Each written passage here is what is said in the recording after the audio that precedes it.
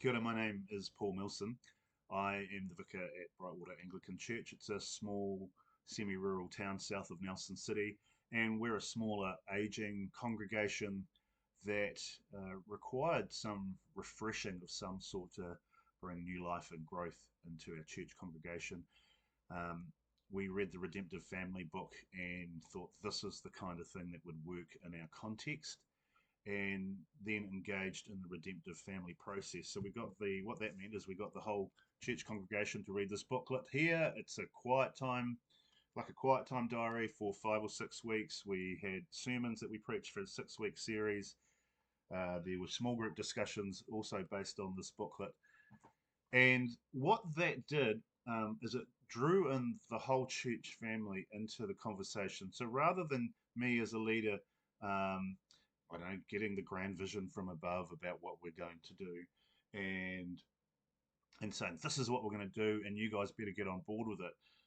What we did instead was we worked through this material together as a church family, and the material is good material about the importance of Christian community and taking time to be a church family and being on mission together. And they were all things that we needed to inject into our church community. And at the conclusion of the 6 week Redemptive Family series, we invited the Love Your Neighbour team down here to Nelson to work through a church wide conversation Friday night, Saturday day, where the church family came together and all had input on what they wanted to see happen. They've got a really great method of allowing people to have a say, to come up with ideas, and to process those ideas, and then to present them as options going forward.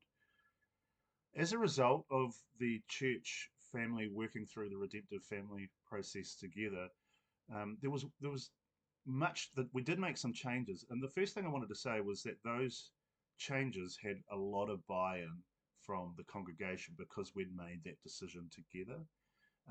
And 2 years down the track, what I can see happening in our two congregations is a greater commitment to each other. They see the value of hanging out together, of being a church family who genuinely likes to be together and to bless each other. Um, and that's starting now to work its way into helping us to be outward looking and working on ways that we can serve and love our community so that we can share the gospel with people in our community.